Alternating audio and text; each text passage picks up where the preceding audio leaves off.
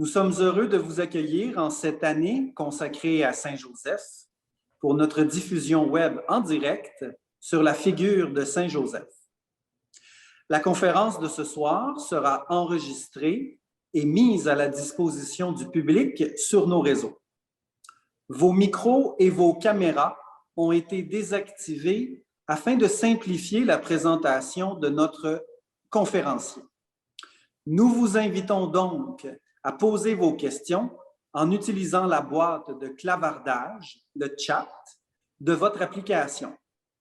Elles seront lues à notre conférencier à la fin de la présentation. Nous accueillons ce soir M. Jacques Gauthier, conférencier, poète et essayiste. M. Gauthier a été professeur à l'Université Saint-Paul d'Ottawa. Père de famille, prédicateur de retraite et spécialiste des saints, il a publié plus de 80 ouvrages largement diffusés dans toute la francophonie, dont Saint Joseph, homme de foi, et Frère André, une pensée par jour. Il collabore à plusieurs revues comme Prions en Église. Il tient un blog sur son site web et il a créé une chaîne YouTube où l'on peut suivre gratuitement ses retraites comme celle sur Saint Joseph. Pour en savoir plus, nous vous invitons à consulter son site web au www.jacquesgauthier.com. Monsieur Gauthier, bonsoir. Oui, bonsoir David. Bienvenue parmi nous à l'Oratoire Saint-Joseph. Merci beaucoup d'avoir accepté notre invitation. Et comme le temps est précieux, eh bien, je vous laisse dès maintenant la parole pour nous présenter Saint Joseph, travailleur. Merci de la présentation. Bienvenue aux personnes aussi qui sont là pour ce temps, cette demi-heure avec Saint Joseph. Donc, je vais parler une vingtaine de minutes et puis après, il pourrait y avoir des questions si vous en avez. Ça tombe bien parce qu'on a commencé comme ça, cette série de conférences au mois de mai, Joseph Travailleur, parce que vous le savez comme moi, que le 1er mai, c'est la fête de Saint Joseph Travailleur. En réalité, Saint Joseph, c'est le patron des travailleurs. C'est le mois de Marie, mais un petit peu le mois de Joseph aussi. On commence avec lui, hein, Joseph, et on termine quand même avec la visitation de Marie. Donc, le mois de Marie, on commence avec Joseph et on termine avec Marie. Alors, je trouvais ça intéressant de commencer comme ça, justement, avec vous pour vous dire justement cette précision-là au niveau liturgique de ce mois de mai, ce beau mois de mai. Alors, comme David a dit, je vais quand même, c'est un peu tiré de mon livre Saint Joseph, homme de foi. Alors, chez Mediapart, la couverture est très belle, hein? J'ai d'ailleurs une autre version de Saint Joseph ici. Alors, c'est plutôt Saint Joseph, époux de Marie, hein? Il y a beaucoup de tendresse là-dedans. D'ailleurs, je pense que c'est la 3e conférence, le père Yvon Joseph Moreau, que je connais bien d'ailleurs, de l'abbaye Val-Notre-Dame, va vous parler aussi quand même de Joseph, de l'amour entre Joseph et Marie. Alors, ça va être intéressant, ça aussi. Mais le thème d'aujourd'hui, c'est Joseph travailleur. Joseph travailleur, une petite image ici de notre Joseph qui, avec un morceau de bois, qui, justement, on le représente souvent comme ça. D'ailleurs, lorsque Jésus enseigne avec autorité dans les synagogues, on s'étonne justement de lui, puis on lui rappelle son état civil. Hein. Ça, c'est dans Luc, chapitre 4, verset 22. On dit « N'est-ce pas là le fils de Joseph? » Et ce Joseph-là, on le connaît bien, hein, bien sûr, c'est l'humble artisan de Nazareth, l'époux de Marie. Et Matthieu, lui, est encore beaucoup plus explicite dans son évangile. D'ailleurs, on dit souvent que l'évangile de Matthieu, c'est l'évangile de Saint Joseph. Hein. Il va en parler beaucoup plus que Luc, qui va parler plus de l'enfance de Jésus avec Marie. Mais dans Matthieu, alors on précise le métier de Joseph. Hein. Chez Matthieu, chapitre 13, verset 54, on dit « D'où lui viennent cette sagesse et ces miracles? N'est-ce pas là le fils du charpentier? » Alors, c'est très, très clair, hein, le lien ici. Jésus qui est présenté comme le fils de Joseph, mais ici, le métier de Joseph le définit. N'est-ce pas là le fils du charpentier? Alors, c'est sûr que si Jésus était soumis à son Père, ben, il participait aussi à son travail. Et il a peut-être pensé au charpentier de Nazareth. Lorsque tu sais, dans l'Évangile de Jean, à un moment donné, il dit « Mon Père est toujours à l'œuvre. Hein, » à un moment donné, c'est Jésus qui répond aux Juifs là, qui le poursuivent là, parce qu'il a guéri un paralysé le jour du sabbat. Et puis, c'est Jean, chapitre 5, verset 17, on dit « Mon Père est toujours à l'œuvre et moi aussi, je suis à l'œuvre. » Eh bien, si Jésus dit ça de son Père du ciel, c'est parce qu'il a vu aussi son Père terrestre toujours à l'œuvre, au travail.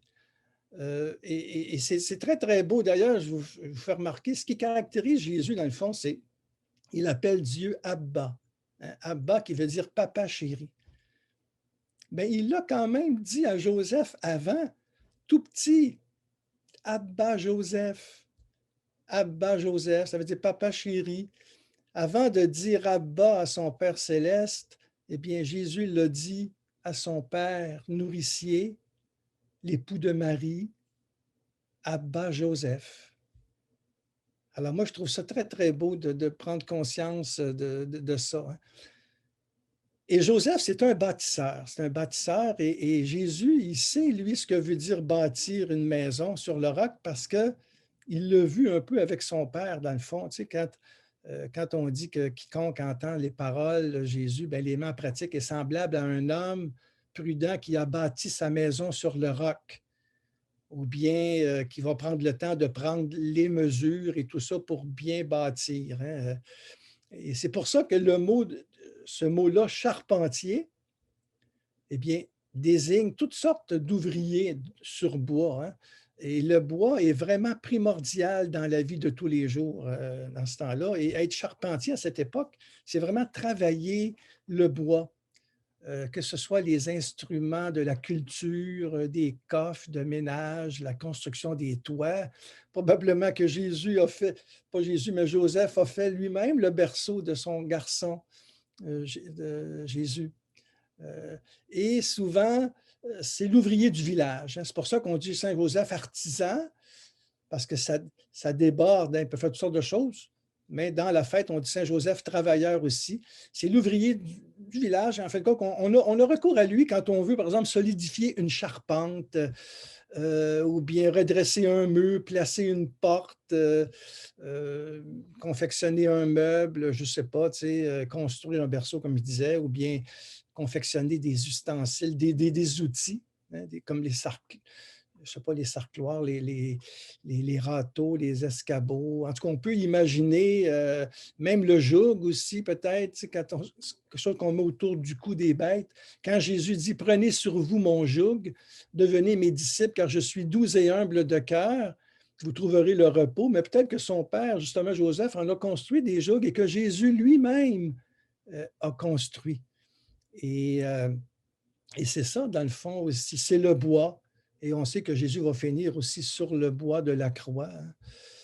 Alors, Joseph, c'est un artisan qui a certainement transmis son modeste métier à son fils, selon les coutumes et de l'époque, hein, en fin de compte, parce que souvent, un maître avait un apprenti, puis dans les familles, souvent, le garçon, ben, il reprenait le métier de son père. J'ai une très belle image ici d'une revue que je viens juste de recevoir, Il est vivant, une revue en France. Regardez notre Saint-Joseph comme il est beau avec Jésus. Alors, les deux sont souriants. C'est rare qu'on voit des images comme ça de Joseph. Je voulais vous la présenter parce que je la trouve très, très belle. Et pendant qu'on est dans cette revue Il est vivant, qui est une revue en France aussi, mais je pense qu'elle peut être disponible au Québec, en tout cas les abonnements, eh bien, dans cette revue-là consacrée à Saint-Joseph, parce que vous savez comme moi que l'année est dédiée à Saint-Joseph. C'est pour ça qu'on fait cette série de conférences. Et c'est à cause justement du pape François qui a dédié cette année-là et qui a fait une lettre, Patrice Corday, qui est le 150e anniversaire de la promulgation de Saint-Joseph, patron de l'Église. Eh bien, s'il y en a un qui doit être content, c'est bien le frère André. Et justement, dans la revue, là, j'ai fait un article sur le frère André. Alors, on voit ici frère André, l'oratoire. notre cher frère André, qui aimait tellement, tellement, tellement Saint-Joseph. Il disait tout le temps, frère André, allez à Saint-Joseph, priez-le, il ne vous laissera pas tomber. Et toute cette dévotion à Saint-Joseph vient justement des premiers qui sont arrivés ici. Marie l'Incarnation, François de Laval, ça fait partie de l'école française de spiritualité où on mettait beaucoup l'accent sur l'humanité de Jésus, sur Saint-Joseph, la Sainte Famille. Et c'est pour ça que le Canada, en fin de compte, Saint-Joseph est le patron du Canada. Alors, mais on ne s'égare pas de notre sujet, on revient à Saint-Joseph travailleur, où justement, je voulais vous montrer ça en vous signifiant un peu que dans le fond, Saint-Joseph, il était jeune. On le représente souvent comme un patriarche très âgé, mais moi, je pense aussi, et beaucoup d'autres, et on le sait d'après les études aussi, que Saint-Joseph était jeune pour que le Père lui donne cette mission d'être gardien de la Sainte Famille, d'être le protecteur, le gardien des mystères du salut, lui qui a fui en Égypte avec Joseph, avec Jésus et Marie, lui qui protège. Eh bien, c'est un homme vigoureux qui est peut-être autour de, je ne sais pas, moi, 25 ans peut-être dans ce coin-là. Marie en avait peut-être 15, 16 quand elle a eu son fils. Alors, il est mort peut-être autour de 55, 60 ans. Alors, c'est comme ça. Alors, c'est pour ça que souvent, on voit Joseph beaucoup plus jeune. Comme ici, j'ai une icône justement de Joseph. Alors, on le voit ici, là, c'est plus comme ça on peut le représenter de différentes manières. On n'a pas de portrait de Joseph. Hein. On n'a pas de parole de lui non plus. Hein. Alors, c'est sûr que... mais il est très attachant justement à cause de ce côté caché. Saint-Joseph qui travaillait très naturellement le bois. Et c'est ça qui plaisait au frère André, qui était aussi un travailleur manuel. Il se reconnaissait en Saint-Joseph, cet homme simple, qui vivait une vie intérieure très, très profonde, qui méditait les psaumes, qui était là, vraiment, en amour avec Marie et avec Jésus, dans ce petit village de Nazareth. Et c'est sûr que l'artisan Joseph a transmis son métier à Jésus selon les coutumes de l'époque. Et c'est à l'atelier de Joseph, en fait, le travail prend aussi une grande, grande valeur, vous comprenez, parce que Jésus lui a consacré beaucoup de temps. Écoutez, il a été 30 ans quand même dans la vie cachée, c'est fou, alors que c'est 3 ans seulement la vie publique. Et l'obscur labeur quotidien, justement, est devenu une œuvre d'épanouissement, de rédemption et de sanctification pour Jésus, pour la Sainte Famille, mais pour nous aussi. Hein? Épanouissement, le travail, parce que souvent, ça donne un sens à notre vie, on se rend utile, de rédemption, parce qu'on continue aussi l'œuvre de salut de Jésus. Ça nous sanctifie aussi et on continue l'œuvre de la création du Père. Comme le dit saint Paul, en fin de compte, tout ce que vous faites, hein, manger, boire ou n'importe quoi d'autre, eh bien, faites-le pour la gloire de Dieu. Et le travail manuel chez les Juifs, c'est un moyen de gagner son pain et une occasion d'être béni par Dieu. Pour ça que Joseph, c'est l'homme du travail bien fait. Il est fier de ce qu'il accomplit. Il n'a pas à rougir, Joseph, de son atelier, hein, de son tablier de cuir aussi. Il manie avec dextérité la hache et la scie, le marteau et la varlope. Il trouve son bonheur dans la relation qu'il entretient avec Jésus et Marie, avec les gens du village. Ces gestes de charpentier, Joseph, révèlent une vie intérieure très, très riche, parce que même en travaillant, on peut aussi continuer à prier, à méditer le nom de Jésus, à méditer la parole de Dieu. Alors, Joseph va montrer à Jésus la noblesse du travail manuel, la primauté de l'amour et de Dieu en toutes choses.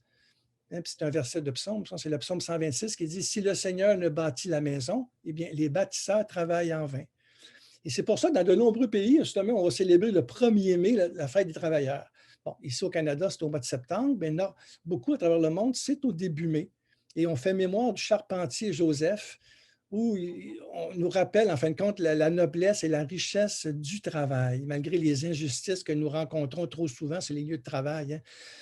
Ça, c'est un drame énorme. Vous comprenez, quand des hommes et des femmes perdent leur emploi, moi, ça m'est arrivé aussi à un moment donné, et peut-être vous autres aussi.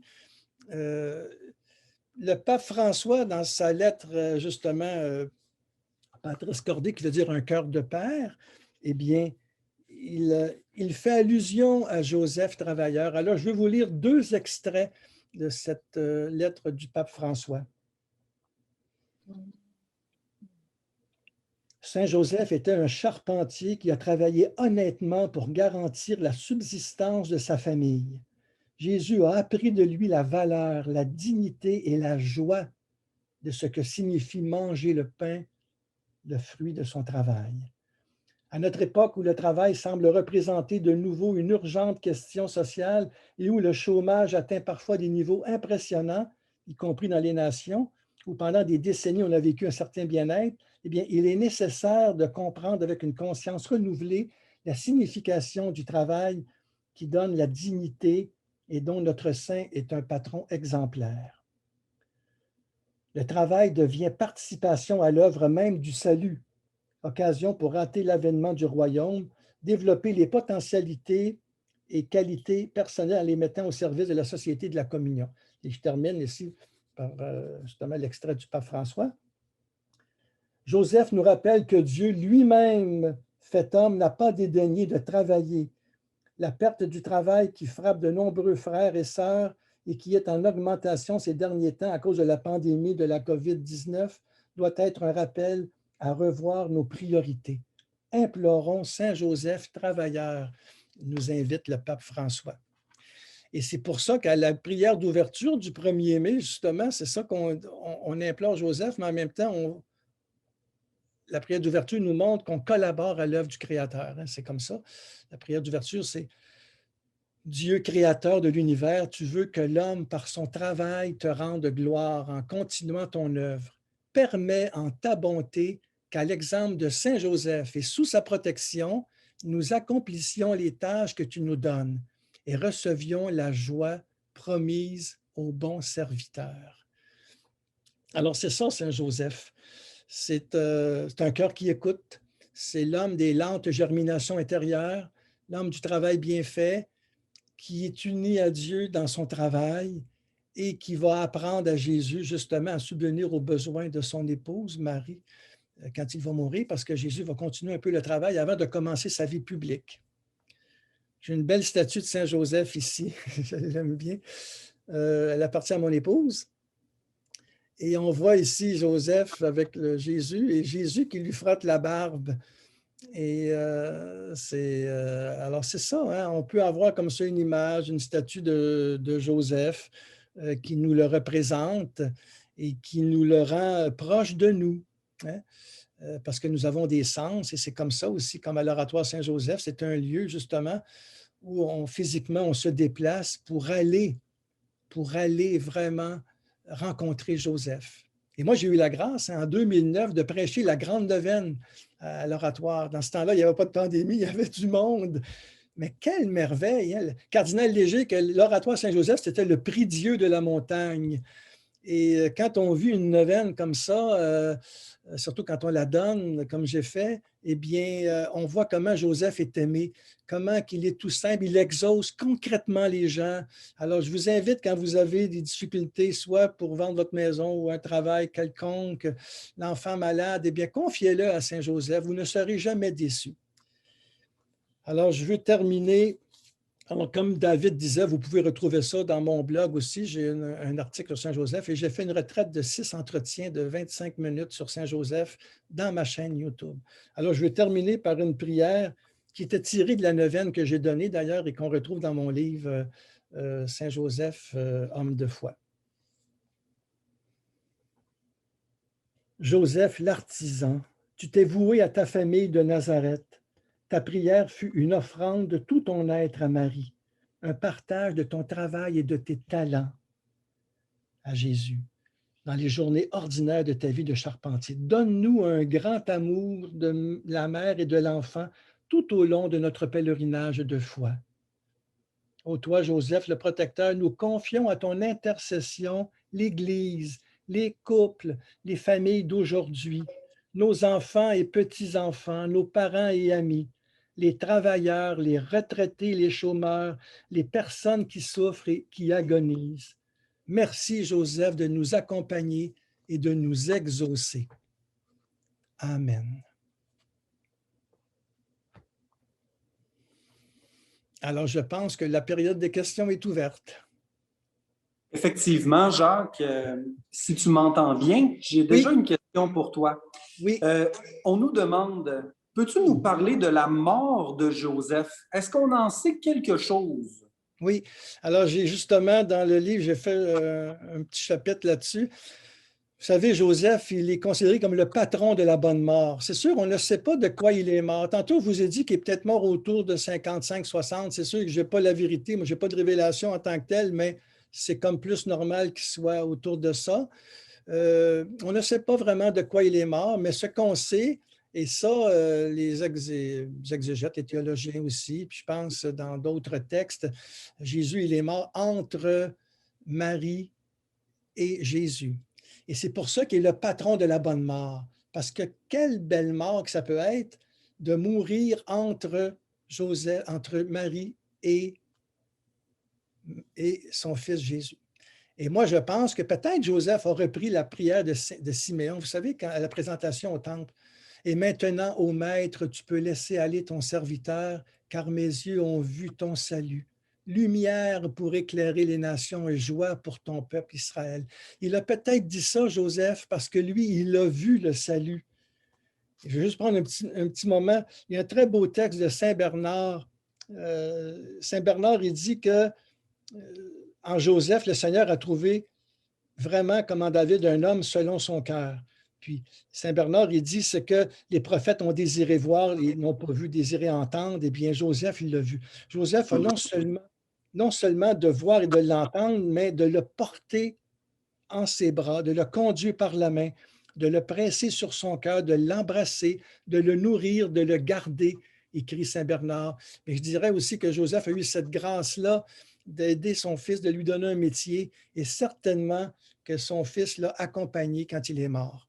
Et je pense même que c'est une grâce parce que Joseph lui a été épargné la mort de son fils. Imaginez si Joseph avait vu ça, la passion, la crucifixion.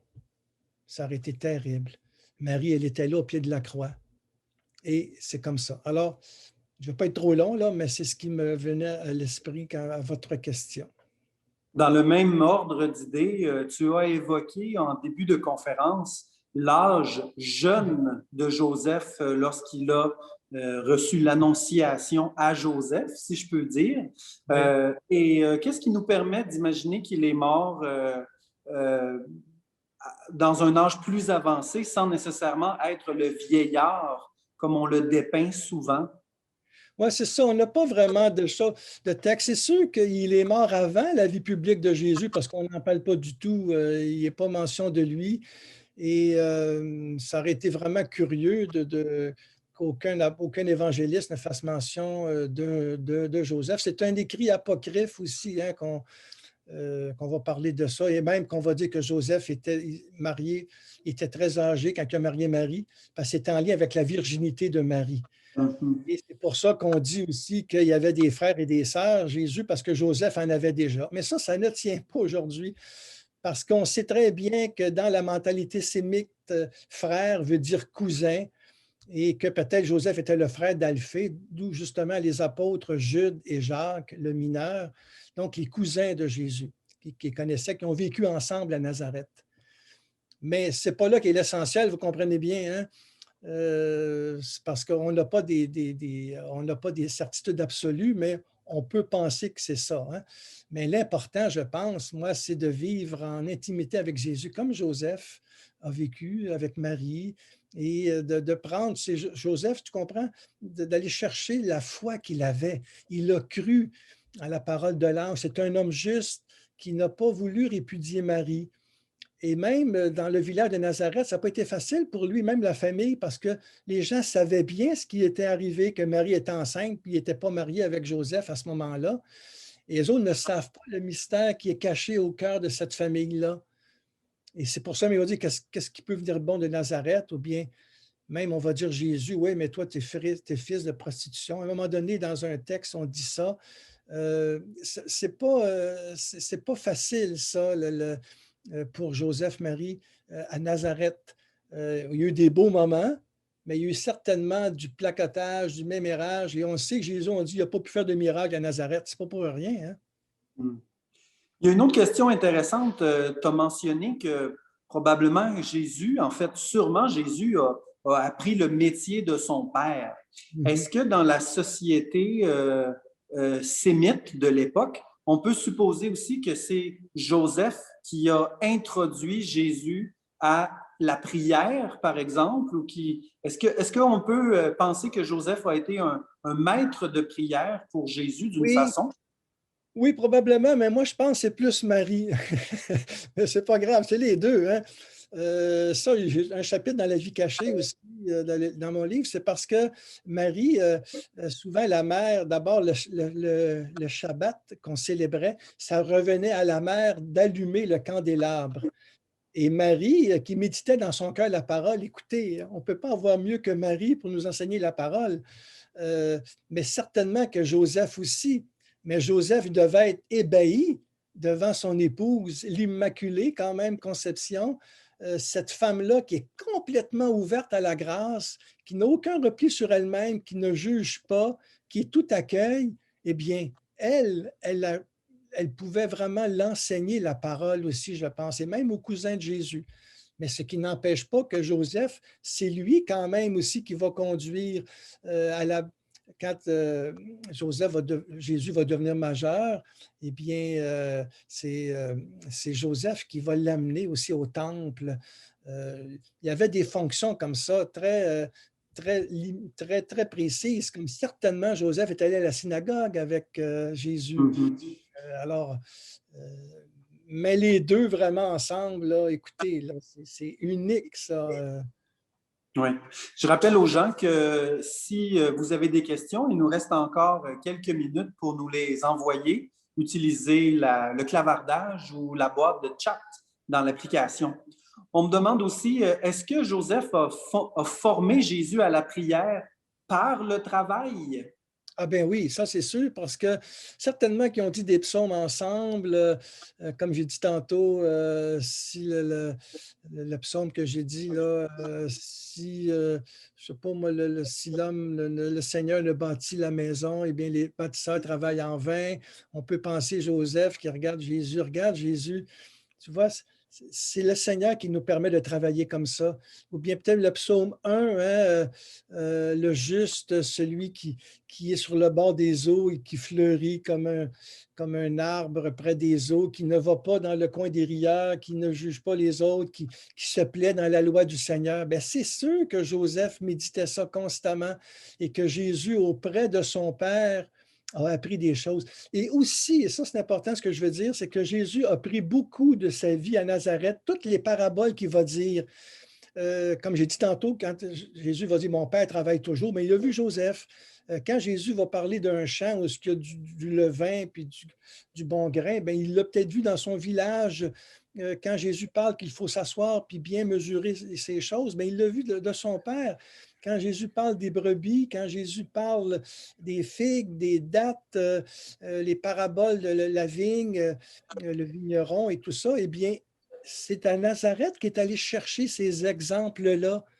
Et c'est certainement avec Joseph et Marie qu'il a justement été formé aussi à cette prédication où on disait qu'il parlait avec autorité parce qu'il parlait en parabole et qu'il appelait Dieu Abba. Vraiment, papa chéri. J'ai une autre question, Jacques, ça va être difficile, j'ai l'impression, parce que les gens sont très intéressés par cette conférence. On me demande si Joseph est si peu présent dans les évangiles, vers quel texte se tourner pour mieux le connaître? Oui, ben c'est ça. Il faut prendre ce qu'on a dans Saint Matthieu. Il y a des textes qu'on a Et moi, c'est sûr que dans le petit livre que j'ai écrit, ce n'est pas très gros, c'est une centaine de pages, mais je suis allé chercher ce que je pouvais. À la fin, je parle du développement du culte de Joseph à travers l'histoire. Alors là, il y a beaucoup de Saint Bernard, il y a des textes sublimes sur Saint Joseph, surtout celle qui nous l'a fait connaître, c'est Thérèse d'Avila. Elle en parle beaucoup. Et aujourd'hui, alors là, mes amis, aujourd'hui, le 20e siècle, le 21e siècle, c'est le siècle de Joseph, dans le fond, parce qu'il y a plein d'études, il y a plein de livres qui nous font connaître et aimer Jésus. Des fois, c'est plus au niveau biblique, des fois, c'est plus théologique. Mais le fait que le pape a décrété une année à Saint-Joseph, ce n'est pas pour rien. Et moi, je vous dis d'abord, commencez donc par lire et relire et méditer la lettre, l'exhortation apostolique que le pape François, justement, a écrit dans cette année de Saint-Joseph. Ça prend peut-être 1 heure lire ça. Et puis, vous la reprenez. Il y a des perles là-dedans. Puis, à la fin aussi, il y a énormément de citations que le pape François renvoie. Alors, moi, je pense qu'on peut connaître Joseph en lisant certaines choses qu'on peut voir, des livres comme ça. Et puis, mais en réalité aussi, pour connaître Joseph, c'est en le priant dans notre cœur et puis en lui faisant confiance, comme Marie, dans le fond. Hein. Et cette connaissance-là, elle est expérimentale, elle est dans l'ordre du cœur, dans le fond. Un petit clin d'œil en quelques secondes. Jacques, la relation entre Saint-Joseph et Frère André, Saint-Frère André, est-ce qu'on peut la résumer en quelques mots ou c'est une amitié vraiment particulière? Oui, c'est une relation d'amour. C'est tellement beau parce qu'il s'est reconnu en lui. Il disait tout le temps, Saint-Joseph, moi, il dit, dites à Saint-Joseph, allez le voir, là, allez le prier, mettons, devant la statue, là, puis dites-lui, Saint-Joseph, qu'est-ce que tu aimerais qu'on fasse pour toi? Mais fais-le donc pour moi. Et puis, à un moment donné, il se promenait à l'oratoire, puis à un moment donné, il y avait des frères de la congrégation qui disaient, Frère André, vous n'avez pas peur quand même de vous enfler la tête, d'être orgueilleux avec ça? Puis à un moment donné, dans sa poche, il y avait une statue de Saint-Joseph. Il dit, il dit, il n'y a pas de danger, j'ai Saint-Joseph dans ma poche. C'est une relation très simple, très profonde, mais ce qu'il faut dire, c'est peut-être étonnant, mais la grande dévotion de Frère André, en fin de compte, c'était le chemin de croix. Ça, on l'oublie, mais c'est ça d'abord plus. Mais Saint-Joseph, c'est un ami, c'est un protecteur. Il lui parle vraiment comme s'il était à côté de lui. Il l'aide constamment. Quand il n'en peut plus, il va pleurer aux pieds de Joseph. Joseph l'exauce toujours. Les deux sont comme ça, hein? Et ça a donné le plus grand centre de pèlerinage au monde. Ce petit frère qui, devant, là où il était portier du Collège Notre-Dame, avait un rêve et voyait justement une petite chapelle à Saint-Joseph. Eh bien, ce rêve-là est devenu réalité. Et Joseph a complètement été séduit par ce jeune frère-là, ce petit frère-là qui lui faisait confiance. Et il a pu agir en lui d'une façon merveilleuse.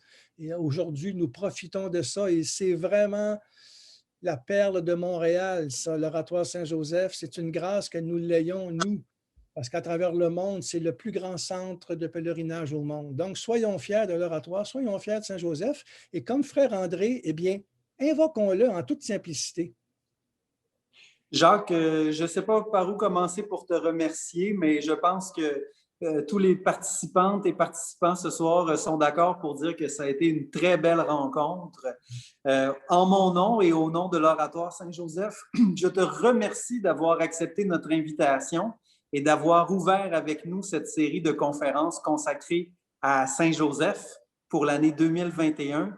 Et encore une fois, j'invite les gens à aller consulter ta page web, ton blog et ta chaîne YouTube qu'on peut trouver assez facilement en tapant tout simplement ton nom dans un moteur de recherche, Jacques Gauthier, ou encore en visitant le www.jacquesgauthier.com.